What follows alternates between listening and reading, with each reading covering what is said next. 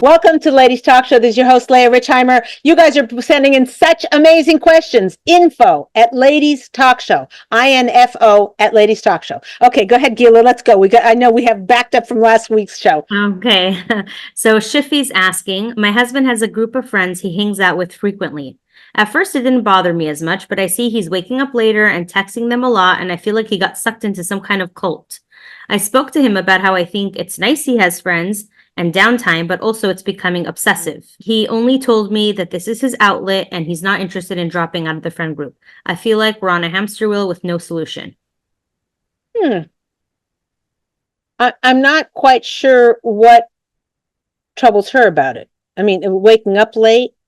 I'm sort of missing a nut here. Maybe they're going out very frequently. There's less time for her. He's going to work late or she'll.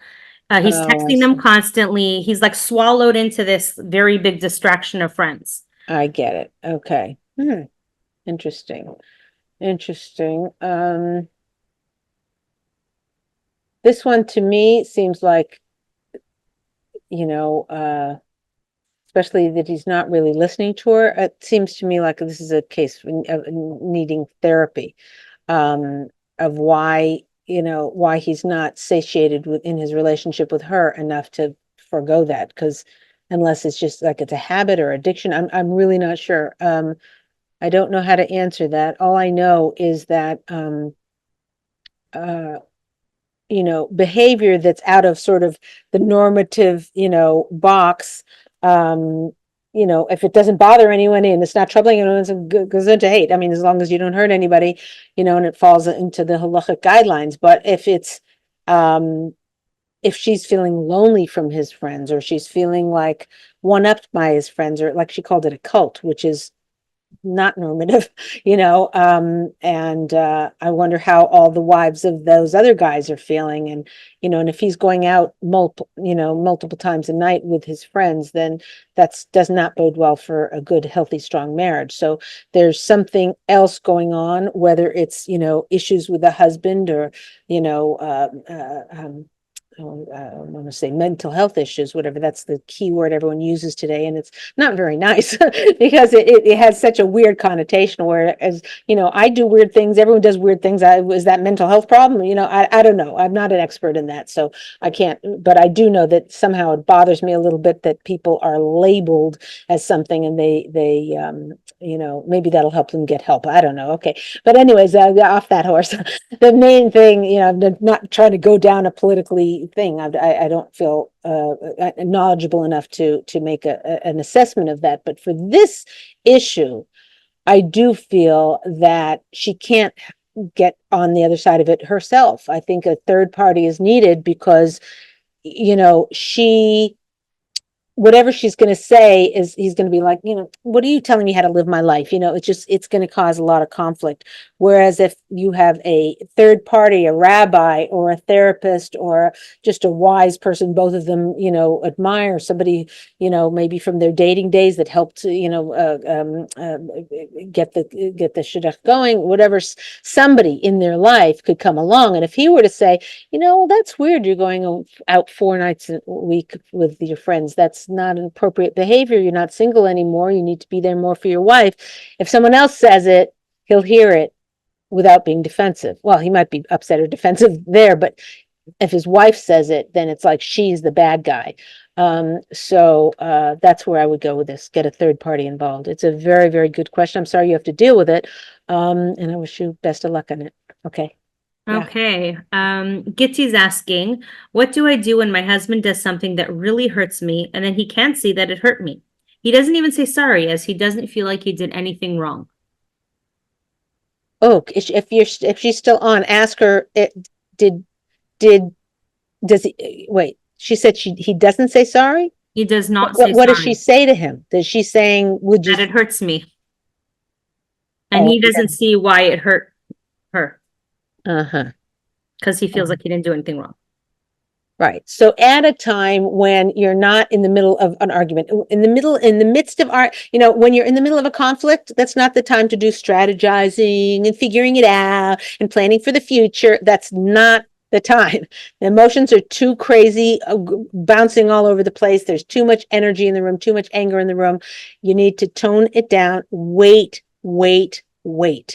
And at a time when there's more serenity in the relationship, in the space, make that serenity. If you have to, you're supposed to go out and go to this dinner party, whatever, cancel and say, and just whatever you need to do to make time for you and your husband to be together.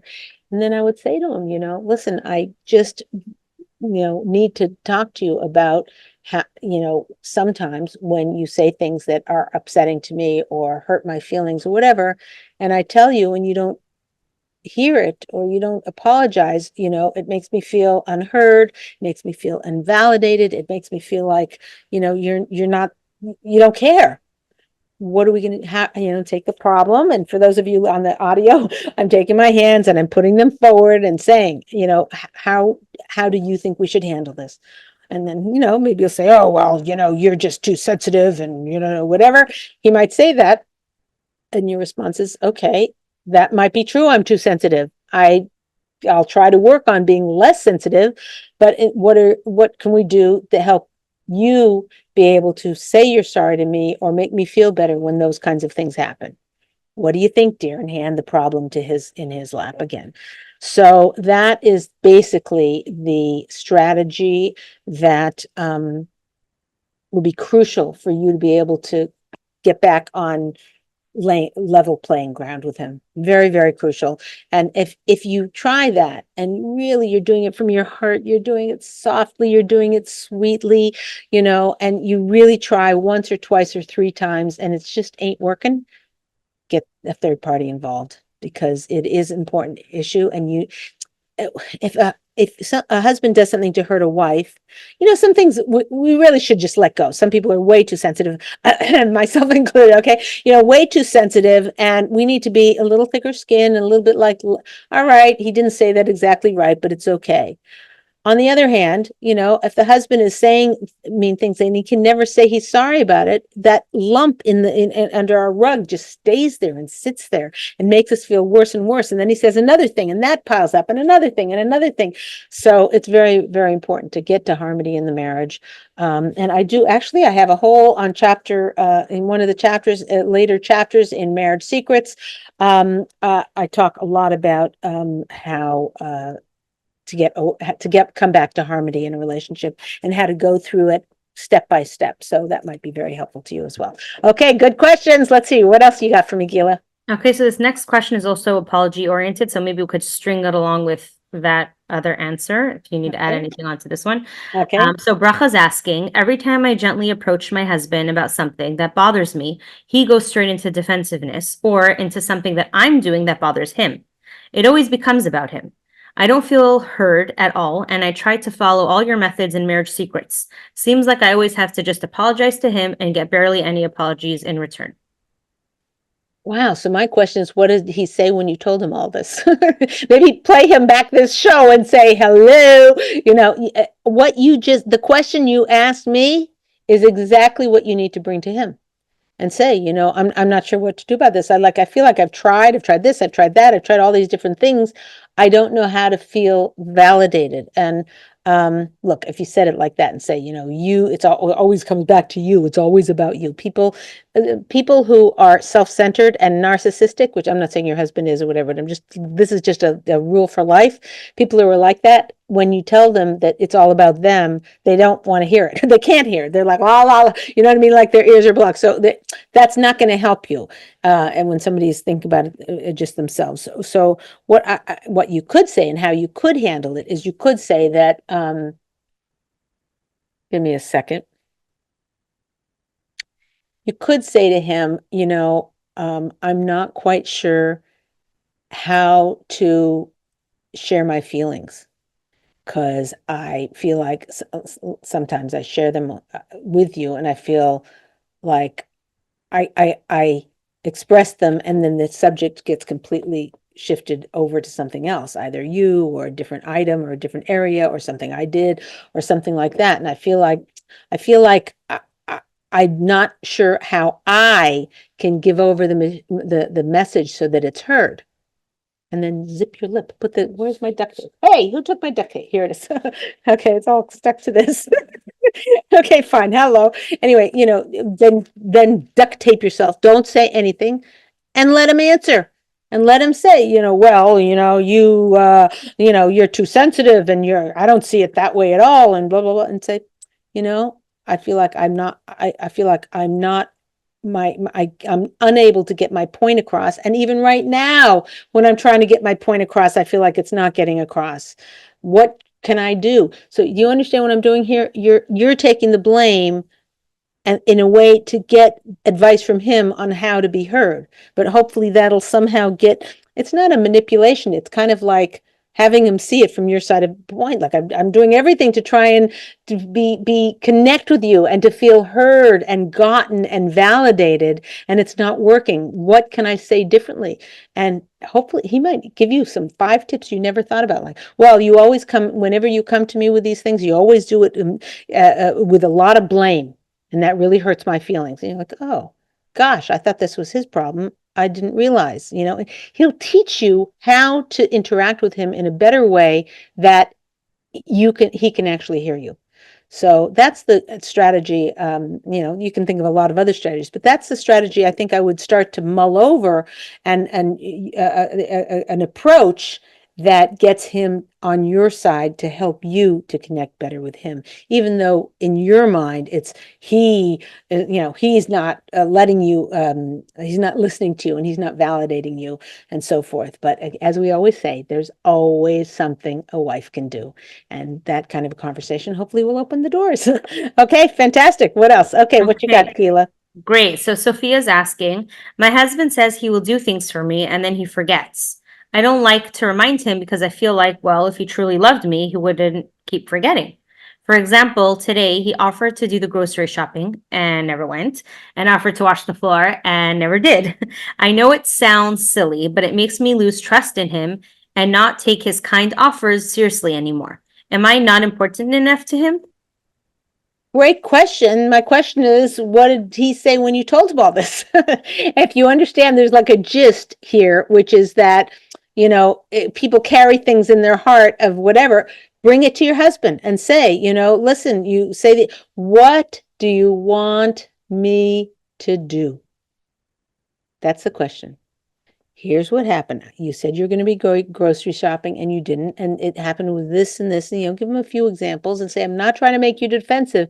I just want you to tell me what you want me to do. So when you say you'll go grocery shopping, right? When you say that, and should I just not believe you? And then I'll be surprised if you do it, but then I need the groceries, so then I should go, tell me what to do. I don't know what to do. I don't know. I want to make you happy. I want to have things go well. I don't want to have this resentment that you're not doing what you said you're going to do or whatever.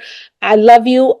I'd rather you go to the groceries when you say you're going to do it. That would be my preference, but that ain't happening. That's not happening, So what do you want me to do? How do you think we can solve this or whatever? And I don't want to put you on the defensive. I just want a better plan than what's working right now. And I think when you put it to him like that, I think it's more like he's on your team. He's trying to figure out what's workable in the marriage, what's workable in the relationship, and hopefully he'll be able to step up to the plate and come up with a plan.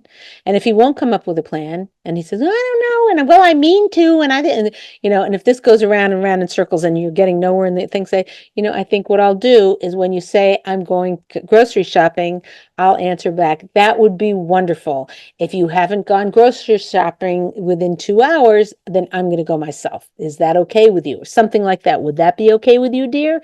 Get us buy-in on a plan, but have a plan, because otherwise it just builds resentment. Really good question. Okay, Gila, what you got? Okay, so Javi's asking, my husband freely shares information with his family. I'm a very private person. I've asked him countless times to please respect my privacy. He doesn't share anything so major or personal, for example, our summer plans or issues with the kids, but it's the principle that he's not taking my wishes into consideration. I hear. Have you tried a happy medium? Like, excuse me, a happy medium like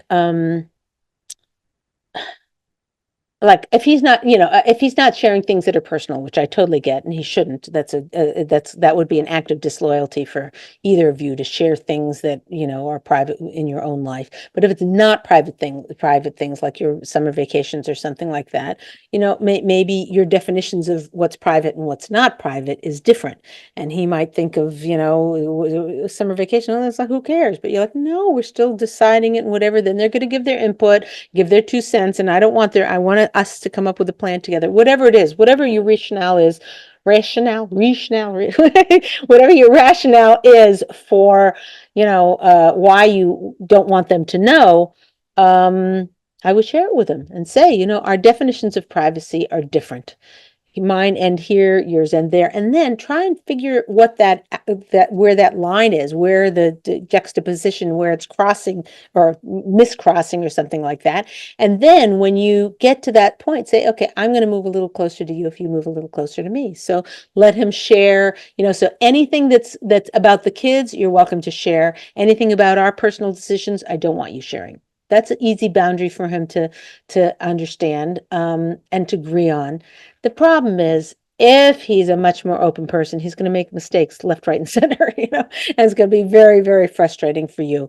But as long as you are able to have open discussions about it, and so that you can say, "Oh, I wish you hadn't said that," it might take time, a lot of time, before you get to a happy medium with it. But hopefully, he'll improve a little bit. You'll let care a little bit less, and you'll be able to come to harmony, at least a stalemate about it. And it's not like he's winning and you're feeling horrible, or he's doing it your way and he's feeling horrible. It's kind of like neither answer is very good, but it's, this is the compromise you make in a marriage. So I wish you best of luck with it. Again, try and not accuse him and be angry. Talk to him softly and gently and as sweetly as you can, and really think ahead of time how you're going to say it in a way that he can hear it. Good luck to you. Okay. Such a great variety of questions. I'm really enjoying them. Like, Really. hopefully we can get to all of them. Okay, so Hoolie's question is, my husband often makes jokes like, just keep quiet, say yes, and make good food. Or, why are you talking? Who gave you permission? He's not abusive at all and purely means it as a joke. I'm happy she wrote that. But okay. Oh, But it feels really stabbing. How do I get him to see my perspective? well, I'm really happy you've already talked to him about it. It sounds like you already had conversation with him.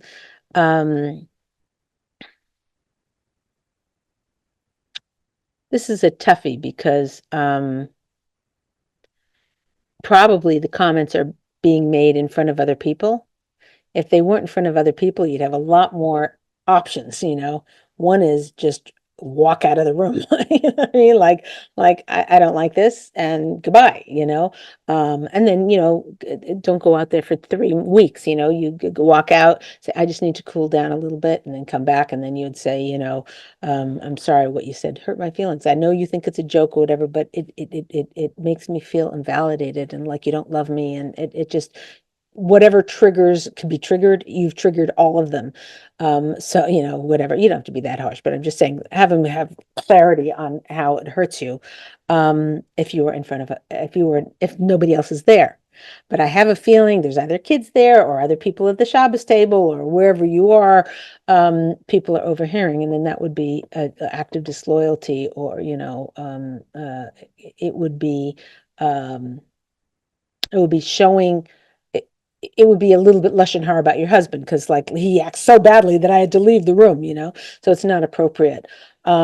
So if he does those kind of comments, let's say it's in front of somebody. By the way, if it's not in front of other people, let's say you don't even have kids yet, I don't know, and there's no one else around, so then leaving the room is one option, or just saying that hurt me is another option, or saying, time out, what you just said made me feel invalidated. I know you don't think so. It's my emotions and my feelings, and I'm entitled to feel the way I feel. I can't change the way I feel about how you're treating me. So something has to change here, and it has to be you, because it hurts me, so he would have to hear that. So that's if it's not in public. If it's in public, then you've got a little bit of a tougher job, because things in the moment, if someone says something in the moment and you walk out, they'll, they can learn it right away, whereas after the fact, you say, what you said before that,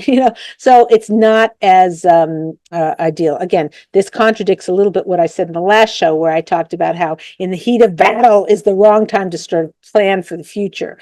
This differs in the fact that you are alerting someone in the moment when they can't deny that they said it, and they can't say, minimize it or say, oh, you're overreacting. That is a valid a tactic to explain to somebody, again, if it's not in public. So if it is in public and they are saying these comments that aren't very nice, then at a separate time, you need to say, listen, yesterday you said, or this morning, or this afternoon, or at the dinner party, or at Shabbos lunch, you said this, and it made me feel invalidated and frankly a little bit embarrassed in front of other people, because it looked like, who gave me permission to talk? It's like, what am I, a slave? So it was embarrassing to me, and it also made me feel badly. What can we do to prevent this in the future? And put the problem in your husband's lap and just say, what can we do? And he's like, oh, you take it too seriously. I'm just joking around. Joking around is only funny if it's funny. This is not funny. It's hurtful and it's painful. So that's not an answer that is acceptable.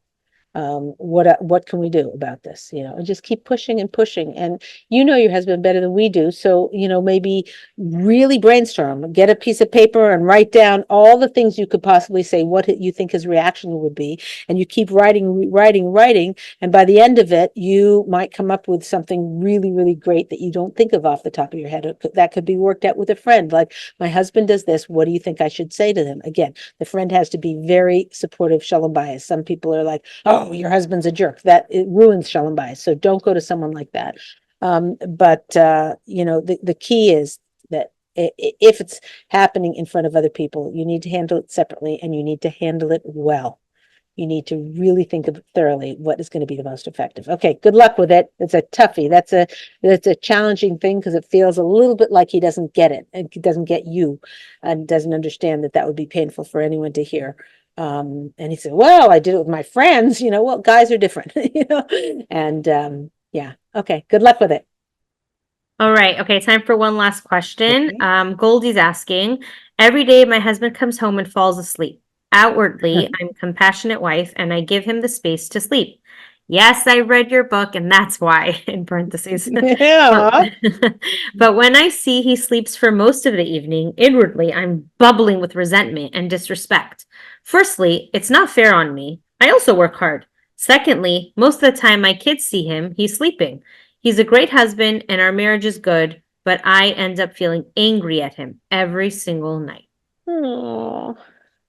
So first of all, you need to check his medication, or he might need, he's either on medication that doesn't agree with him, or he's got sleep apnea, and at night he's not getting sleep, and so he's exhausted when he comes home from the thing. He can't keep awake, because that's not a normal sleep habit to be, you didn't mention whether he slept through the night, if he's sleeping on the couch and then he sleeps through to the next morning, that'd be like a 14-hour, I'm not good in figuring out the math, but that'd be way too long to be sleeping. But if he can't keep his eyes open when he comes home, there could be something physically wrong with him. So I'd have the compassion for him for that, and have him checked out thoroughly, go to a sleep lab, go to his doctor, find out what's going on. If it's not a physical thing, sleep apnea, or I don't know what other medications side effect is sleep, but definitely look into that. Or if it's not, the doctor says, yeah, everything should be fine, then maybe it's an emotional thing. Maybe there's a lot of drama, maybe in your relationship or in his, past life. Maybe he has trauma. Maybe he has psychological blockages and things like that, and facing people and connecting with people is hard for him. Maybe during the day he's trying to earn money for the family or whatever, and he's got to be, he's dealing with salespeople and this and when all day long, and then he comes home and he just can't connect with anybody, and that's not uncommon, just that challenge to just be there for everybody at all times, especially if he runs his own business or something like that. So you need to take all these factors into account, and look into them and be on his team instead of being angry at him and resentful, which I totally hear. I get it. Okay. I get it. Not a pleasant thing. And the kids are seeing their daddy always, asleep. And, that's challenging. But rather than being mad at him, see it as your job to help him. What can I do to make things better for him? And maybe it is as simple as saying, okay, when you come home, you sleep for an hour and then I get to wake you up, making deals with him or something like that. But I have a feeling if you do all this medical stuff, I have a feeling you'll discover something that's like, oh my goodness, it'll be like, thank you, wife, for giving me my life back, because he himself must not like missing that section of his life. When you come home from work and you've got your family and your kids, that should be a joy for you. You didn't say whether there's a lot of conflicts in the marriage, whether there's a lot of tension in the marriage, whether there's stress, whether there's a lot of problems, financial problems. Sorry, she did write, and our marriage is good. Oh, okay. Oh, I didn't. Maybe I missed that. Yeah. So, yeah. So I would look into the physical then. If it's not, I mean, look, take all of these tips and, sort of look through all of them in your mind of what it could be. I would start with the medical, because that it's not normal to come home and sleep till bedtime. And also you didn't mention anything about dinner. How does dinner time go? If he's up there with the kids, so it could just be exhaustion. It could be, maybe he's doing physical labor. Maybe he's doing something that's challenging for him. Maybe he has a thyroid issues. You don't know. Do the medical, and then write back in info@ladiestalkshow.com and let us know how it goes. And if that solved it, we'd love to hear. Okay. Mwah. Best of luck to you. Hashem should bench you with bracha, mazel, everything good. And let me give homework.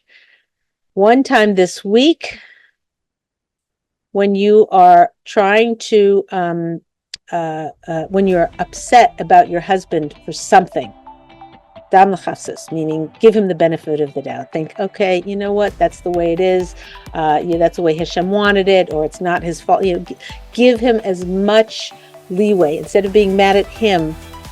Be upset with the circumstances and get on his team. So the homework is one time this week to get on your husband's team and give him the benefit of the doubt. Okay, this is Leah Richheimer for the Ladies Talk Show. We'll see you next time.